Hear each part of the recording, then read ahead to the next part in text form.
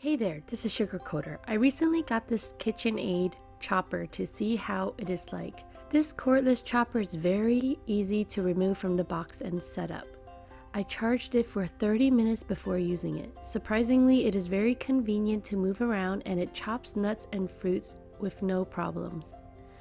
The blade is extremely sharp, so be extra careful when using and cleaning this chopper. So here is a demonstration of me using it to mash bananas. After I mashed the bananas, I made banana bread. So anyways, overall I recommend this chopper to anyone that likes convenience and portability. It is user-friendly as well, so I am glad that I got it. I put a link in the video description on where to get it. Please let me know in the comments if you got one yourself and what you think about it.